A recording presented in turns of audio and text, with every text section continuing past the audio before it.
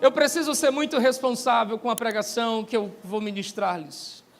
Porque eu sei que antes de pregar para vocês, eu preciso pregar para mim mesmo. E eu não seria irresponsável de viajar mais de 2.000 quilômetros, vir num arraial que está debaixo de bênção, apacentado por homens e mulheres com tanto esmero, e vim aqui falar atrevidamente. O que eu quero lhes falar é um convite a pensar sobre que geração somos nós, que igreja somos nós, que perfil carregamos sobre as nossas vidas. Por isso, desde ontem, eu tenho convidado você a pensar na história de Samuel, ou do livro de Samuel. Porque se o texto escolhido é a expressão do capítulo 7, versículo 12, e até aqui, o Senhor nos ajudou, é preciso entender todo o enredo e toda a narrativa que transcorre em volta desse texto. E é olhando para a história de Samuel que encontramos alguns personagens que carregam na sua identidade traços de uma geração semelhante a essa. E se você não teve ontem aqui, para te ajudar a entender o que eu estou dizendo, quando nós olhamos para o livro de Samuel, encontramos alguns personagens. Ana, a mulher que ora. Penina, a mulher que murmura, que reclama. Mas encontramos Eli, um sacerdote que não sabe discernir entre alma aflita e alma embriagada. Encontramos um sacerdote que é indiferente, para ele tanto faz se é pecado ou não. Princípios e valores, tanto faz. Encontramos os seus filhos, Ofni e Finéias, que são irreverentes, egocêntricos, tiram a melhor parte para si e não se importam em dar honra devida ao Senhor. São pessoas que estão perto do sagrado, mas não têm nada de santidade, que gostam de poder, de carregar a arca para um lugar e para outro, como se fosse talismãs, mas não tem nenhum pingo de compromisso com Deus. Os betsemitas, que desrespeitaram normas e princípios e pagaram um preço muito alto com isso. Todavia, caminhando um pouquinho mais, encontramos um outro personagem que carrega o título ou o nome desse livro, Samuel. E a história de Samuel também traz características ou coisas que se assemelham à geração que Deus busca. E quando eu digo a geração que Deus busca, porque eu não posso ser atrevido em dizer que nós somos a geração Samuel. Então, se você é um ouvinte assíduo ou alguém que raciocina na pregação, eu quero que você ouça-me e ao final dessa mensagem se pergunte: quem sou eu? Um sacerdote irreverente ou um Samuel? E quando eu digo um Samuel, eu quero pontuar 4 coisas. Porque a geração Samuel é uma geração de pessoas consagradas. Ao contrário de Ofni e Finéias, ao contrário dos betsemitas, que estão olhando e desrespeitando a arca, ao contrário desses homens que não atentam para o sagrado, Samuel é consagrado desde cedo. Veja o que diz o capítulo 1, ou então projeta para mim no telão. 1 Samuel, capítulo de número 1. Depois que sua mãe ora, depois que sua mãe gera em oração um sonho, nasce um menino. E no versículo 27 do capítulo 1, ela volta para o templo. E voltando para o templo, ela entrega a criança e diz para o mesmo sacerdote Eli: era por esse menino que eu orava. Eu clamei ao Senhor, Ele atendeu a minha petição que eu tinha feito. E agora olha o versículo 28. Então, por isso, Senhor, eu entrego a Ele, pois todos os dias que Ele viver, eu o deixarei. Por isso, ao Senhor foi pedido, e ali ela adora ao Senhor. Sabe o que Ana está dizendo? Eu gerei com dores, foi fruto de oração, mas eu entendi que esse menino não nasceu para ser mais um embalado numa rede, acalentado no meu colo. Não, esse menino nasceu para ser consagrado ao Senhor. E ela faz uma oração e um voto dizendo: sobre ele não passará navalha, sobre ele não haverá bebida forte, sobre ele haverá um voto de nazireu, ele será do Senhor desde os seus primeiros dias. E mesmo que Ana amasse e sonhasse ter um filho, ela abre mão daquilo que ela mais sonha, porque ela sabe que Samuel foi gerado para ser dedicado ao Senhor. O próprio nome Samuel já diz: consagrado. O Senhor me deu, ao Senhor eu devolvi. E o contraste é que enquanto Ofni e Finéias carregam um manto da estola sacerdotal e a mitra sobre a sua testa e não tem nada de santidade, Samuel vem no contraditório. Um menino que está agora no meio dos profanos, vivendo uma vida de santidade. Então, ao olhar para esse texto, o que eu descubro é que a geração de Samuel é uma geração que foi consagrada. E consagrado é um convite a raciocinar e pensar. É muito mais do que ser santo. Porque para algumas pessoas, a definição de santidade é uma ideia de perfeição. Mas deixa eu te ajudar. Traduzido dos originais, a palavra santo ou consagrado é alguém que se aparta do erro e se dedica ao Senhor. Porque não adianta apartar-se do erro e não se dedicar ao Senhor. Basta pensar em João 17, quando o próprio Jesus diz: por eles eu me santifico. Como é que Jesus pode se santificar por nós se ele nunca esteve em pecado? É porque santificar não é apenas o ato de abandonar, mas também um ato de se entregar. Quando alguém abandona o que é errado e não se entrega no altar, ele não passa de um mero religioso. Eu não bebo, pastor, eu não fumo, eu não ando fazendo isso. Parabéns, mas você se entregou no altar? Sua vida está consagrada ao Senhor? Você tem entregado seus dias a Ele? Ainda não. Então você não é consagrado. Porque o ato de consagrar envolve a decisão de deixar para trás o erro e agarrar-se àquilo que é certo. Apropriar-se e abraçar uma vida com Deus e não negociar isso por nada. Em 1 Reis, no capítulo 21, encontra-se a história de um moço, de uma família que deixou como herança uma vinha. Seu nome é Nabote. Ele está próximo ao palácio de Acabe. E Acabe um dia do seu palácio olhou e viu a vinha de Nabote. E olhar para esta vinha fez com que Acabe dissesse: eu quero dos frutos dessa vinha. Então ele chega para Nabote e diz: venda-me sua terra, venda-me o fruto da sua lavoura, venda-me a sua vinha, eu quero desfrutar daquilo que é seu. E sabe o que Nabote diz? Meu rei, peça qualquer coisa, menos a minha vinha. Mas por que você não vende? Peça o preço que você quiser, eu estou disposto a pagar. Não, eu não posso. Eu recebi do meu pai, eu não posso vender. Sabe, o que Nabote está dizendo é o que nós deveríamos dizer todas as vezes que o diabo chega para nós e diz: peça, estou disposto a pagar o preço que você quer. Porque todas as vezes que o inferno se apresenta diante de você, ele sempre traz alguma coisa para te oferecer. E agora você tem duas opções: ou abraça, e ao custo disso é perder a sua vinha, perder os seus princípios, perder os seus valores. Ou você diz: não posso, não negocio, não vendo o que meu pai me deu. Santidade é alguém que luta para não perder princípios, é alguém que luta para não perder o que lhe foi confiado. Não, eu não abro mão, não importa o preço que se pague. Santidade é agarrar-se a princípios e não negociá-los jamais. Eu estou com muito medo, porque a geração de hoje vende barato os seus princípios, barato vende os seus valores, barato vende suas crenças, barato vende os seus propósitos. Não precisa nem oferecer muita coisa. A geração de hoje facilmente negocia seus valores, sua fé, seus princípios, e nisso não podemos dizer que é uma geração consagrada. Mas Samuel entendia o valor disso e por isso vivia uma vida para o Senhor. Desde criança, na sua idade avançada, ele viveu para o Senhor. Mas essa não é a única marca de Samuel. Samuel também representa uma geração de um menino que ouve Deus. Quantos de nós não já lemos o capítulo 3? De um menino que está na casa de Eli, deitado, e de repente ouve uma voz dizendo: Samuel, Samuel. Ele pensa ser o seu senhor, se levanta e vai para Eli e diz: diga, meu senhor, o senhor me chamou? Diz, não. Ó, meu santo, por favor, deixa quietinho, te agradeço demais. Samuel, Samuel, diga, senhor Eli, o senhor está me chamando? Não, volte, vá deitar-se, se eu precisar eu te chamo. Novamente, ele ouve a voz: Samuel. Ô Samuel, Senhor, você me chamou, diga o que o senhor precisa. Samuel, Samuel. Ele já devia estar pensando: o que o senhor Eli quer? Ele me chama e diz que não me chama.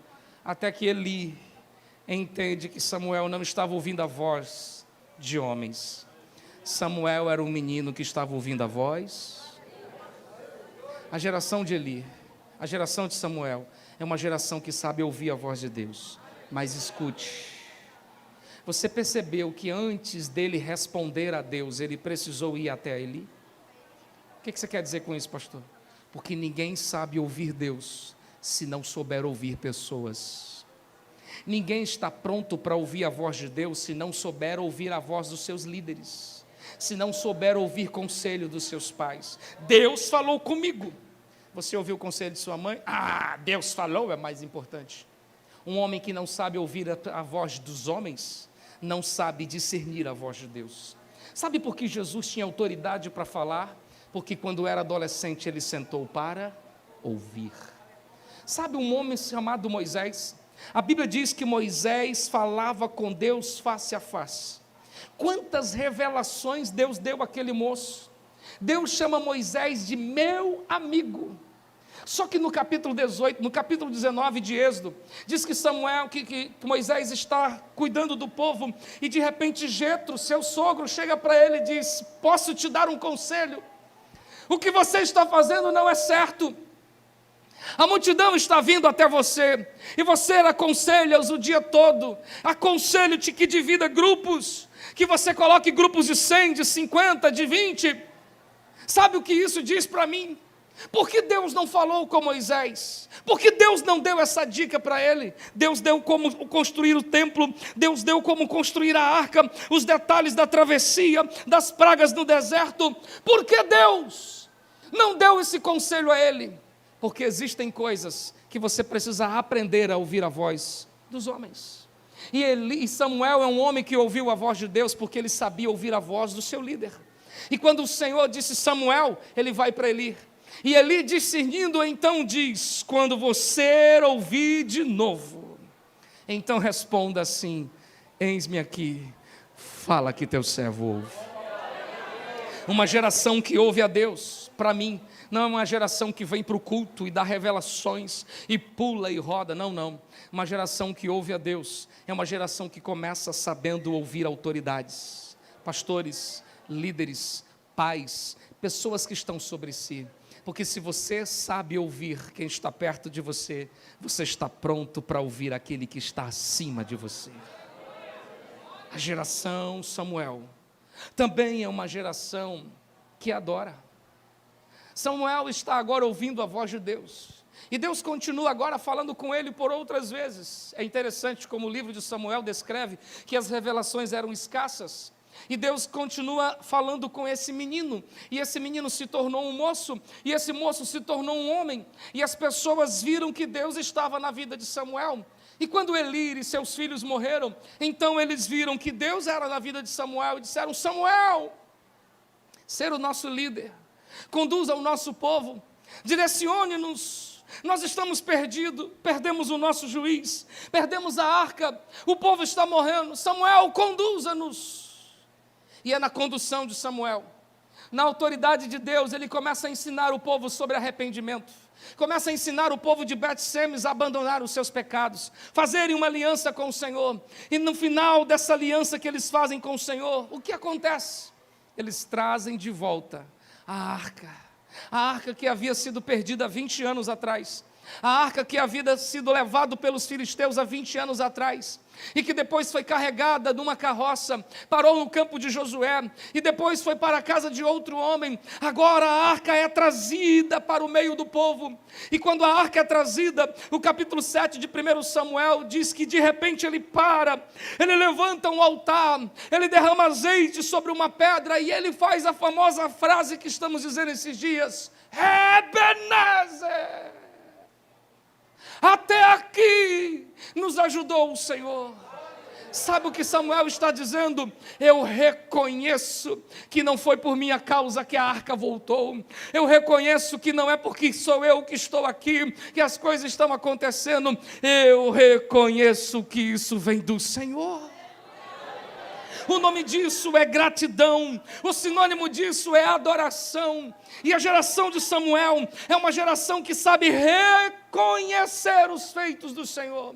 Uma geração que sempre vê o cuidado de Deus, das mínimas às maiores coisas. A geração de Samuel é uma geração que é grata. A maior revelação de adoração é narrada no livro de Apocalipse. Sabe o que conta em Apocalipse, no capítulo 5? Deixa-me te contar esse contexto. João está tendo uma revelação sobre as grandezas do céu, e de repente ele adentra e vê um trono, o Senhor assentado, carregando um livro na sua mão, fechado com 7 selos. Ele vê os anciões, ele vê os anjos, ele vê os querubins, ele está muito feliz, até que uma voz diz assim: Quem é digno de abrir o livro? Quem é digno de desatar os selos? E João estava ouvindo aquela pergunta quando ele vê um silêncio, porque não havia na terra, nem no céu, ninguém digno de abrir o livro. Então ele começou a chorar. E quando ele começa a chorar, começa a ser escrito o Salmo 24, porque na eternidade não existe relógio ou tempo. A eternidade é um tempo fora do tempo. E enquanto João está do lado de dentro do céu, vendo essa situação e chorando, o Salmo 24 está sendo escrito. E o que está no Salmo 24? Alguém do lado de fora está gritando: abram-se os portais eternos. Abram-se os portais, para que entre o Rei da Glória. E o anjo do lado de cá dizendo: quem é este Rei da Glória? E o de cá responde: Ele, o Senhor, forte nas batalhas, Ele é o Rei da Glória. Enquanto está sendo anunciado a sua entrada no céu, João está do lado de dentro chorando, até que de repente vem alguém entrando pelos portais eternos, e esse alguém vai até João e diz: não chores mais, eis aqui o leão da tribo de Judá, o cordeiro que foi morto e venceu e reviveu. Ele é digno de abrir o livro e desatar os selos. Nessa hora o movimento de adoração toma conta dos céus. Os 24 anciãos tiram suas coroas e se prostram diante do trono. Os querubins começam a se prostrar e adorá-lo, e uma voz começa a ser cantada dizendo: digno é o cordeiro que foi morto de receber a honra e a glória, a força e o louvor. O céu se move pelas adorações, a terra precisa estar na mesma sintonia, e a geração de Samuel é uma geração que aprende a adorar. Todavia, o inverso disso é uma geração murmuradora e maldizente. Uma geração que não reconhece, que só murmura. Eu preciso pontuar e lhe dizer que lamentar não é a mesma coisa que murmurar. Há um livro na Bíblia que tem o nome de Lamentações. E qual é a diferença? É que lamentação você fala do problema, murmuração você culpa alguém pelo problema. E quantas vezes somos murmuradores quando dizemos: Deus, é essa comida que eu tenho para hoje.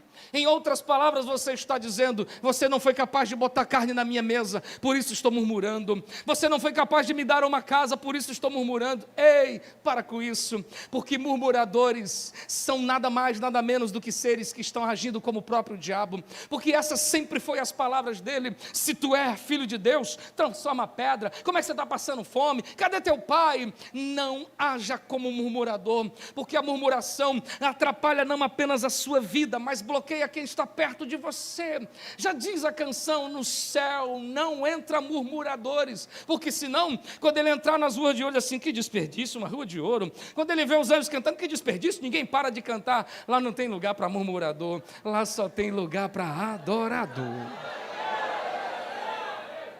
Mas o outro extremo disso são pessoas que querem a glória para si. Pior do que ser murmurador é ser ladrão da adoração. Queridos irmãos, sabe quanto tempo levou até que um anjo se transformasse em um demônio? Eu estou falando de Lúcifer. Até que a soberba e o orgulho entrassem em seu coração.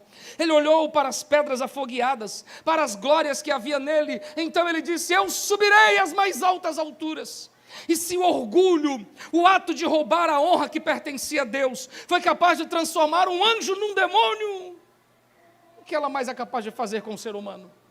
Quantas pessoas estão roubando a adoração que devia ser dada a Deus. Me parece Herodes sendo aclamado pelo povo e o povo dizendo: voz de Deus e não de homem. E ao invés de atribuir a glória a Deus, ele se sente, e como termina a vida de um homem que não adora? Morreu comido de bicho. Porque o fim de alguém que rouba a adoração nunca foi muito bom. Veja os relatos históricos de pessoas que quiseram uma glória para si, como terminou os seus dias, como terminou sua vida. Nós não fomos chamados para ocupar um trono que já está ocupado, não. Nós não fomos chamados para ter a glória para nós mesmos, não. Se alguém te elogiar, se alguém te parabenizar, se alguém reconhecer, te dou um conselho: transfere isso para Cristo, transfere isso para o Senhor, porque todas as vezes que você o adora, Ele se move em favor da sua vida. Em Lucas, no seu capítulo 1, há um relato lindo de adoração. E no relato de adoração, há anjos anunciando para pastores: nasceu o Salvador, glória nas alturas. Mas também tem anjos, tem uma estrela anunciando para magos: na cidade de Belém nasceu o rei. Mas ao mesmo tempo que tem pastores e magos, tem seres, criaturas como as estrelas que estão brilhando forte sobre a manjedoura, animais que estão à sua volta. E o que eu quero dizer com isso? Que a adoração é para os magos, ou seja, os ricos, mas também é para os pastores, os desprovidos socialmente falando. A adoração é para os homens, mas também para os animais. E eu sei que os animais o adoram. O vento proclama a glória do Senhor, as palmeiras batem produzindo um som de adoração. Agora uma coisa precisa se encontrar: o som de adoração na sua boca. E deixa eu perguntar uma coisa: se Deus descer hoje na igreja de Soretama, Ele vai encontrar louvor nos seus lábios? Ele vai encontrar adoração? Deixa eu ver, se o Senhor descer hoje aqui, o que Ele vai ouvir? Se você tem som de adoração, por um minuto levante as suas mãos, feche os seus olhos e agradeça o que Ele tem feito. Bendize, ó minha alma, ao Senhor, e não te esqueça de nenhum dos seus benefícios. Ele é quem perdoa as tuas iniquidades, sara as tuas enfermidades. Bendito é o Senhor. A minha alma engrandece o seu nome. Jeová Jireh, Shalom, Jeová Rafá. Ele é o nosso Deus, a Ele a honra, a Ele a glória. Adore um pouquinho. Deixa eu ouvir a voz da adoração. Adore-o.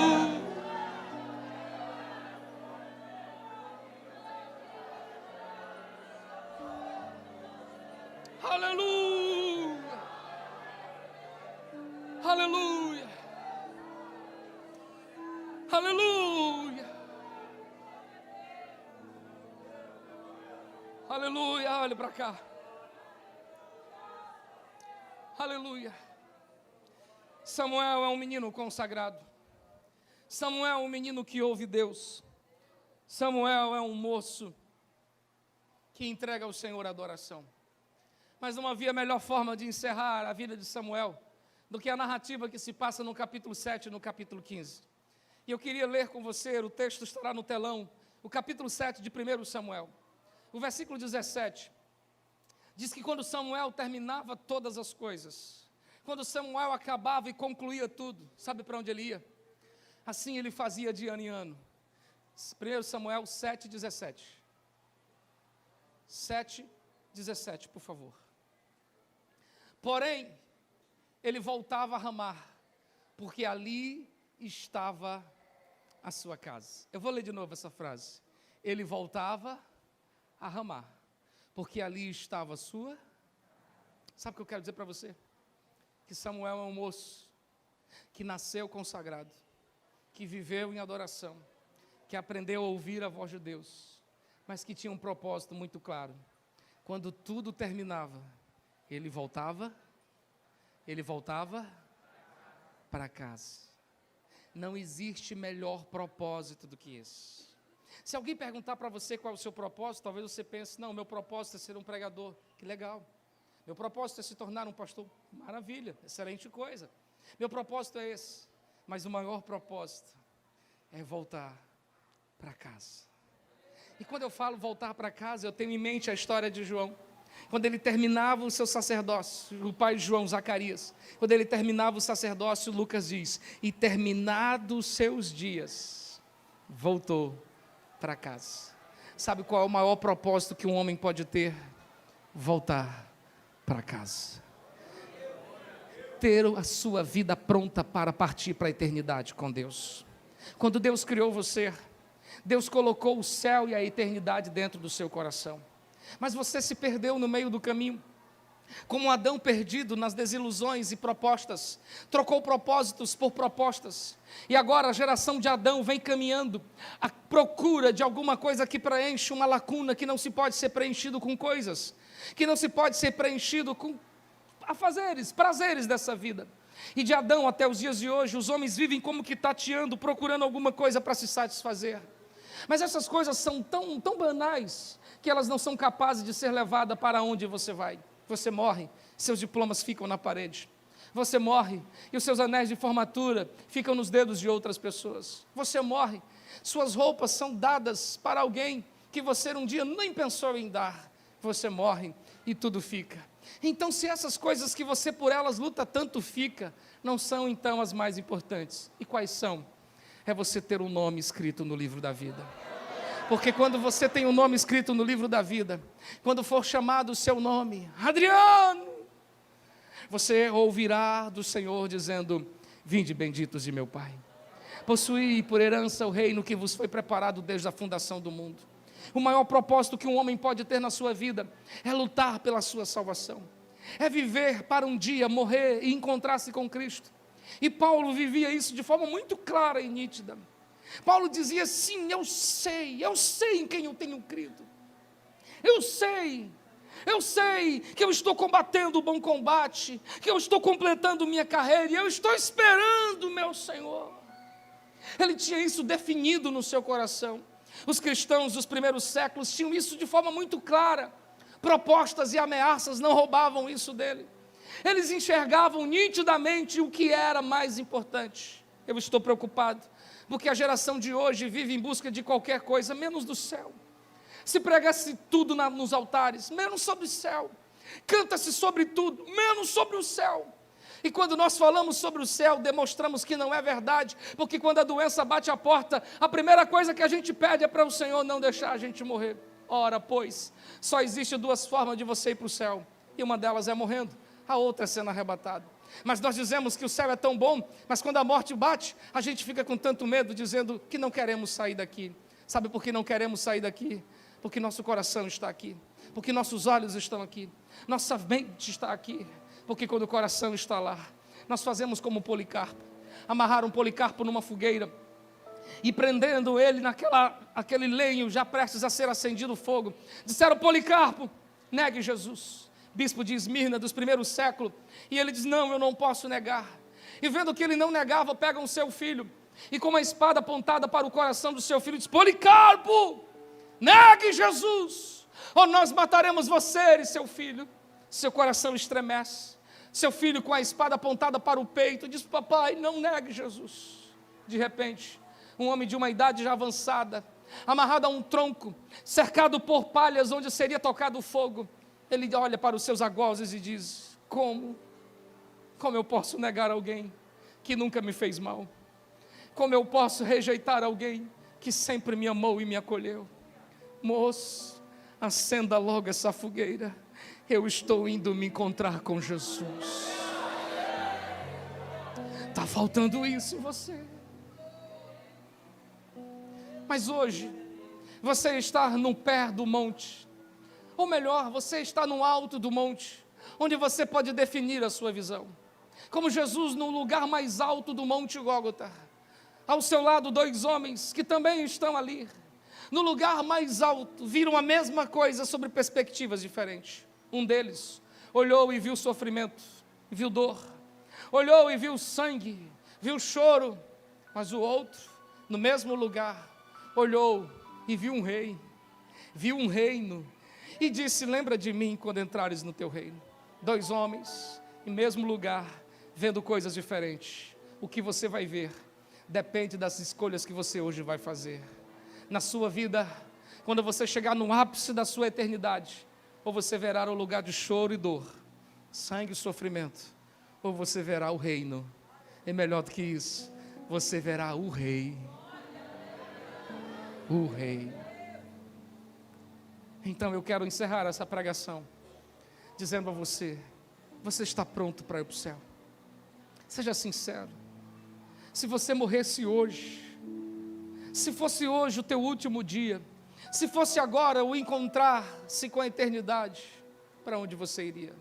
Eu não estou perguntando se você é bom, porque alguém pode ser bom e não ser consagrado. Eu não estou perguntando se você é religioso, porque alguém pode ser religioso e não conhecer a Deus. Você pode estar fora da igreja ou dentro da igreja. Você pode nunca ter vindo à igreja, ser a primeira vez, ou você pode estar sempre nela. A minha pergunta é a mesma para você: se você morresse hoje, para onde você iria?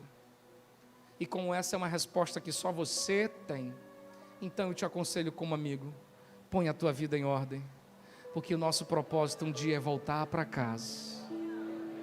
Voltar para casa. Oh, voltar para casa.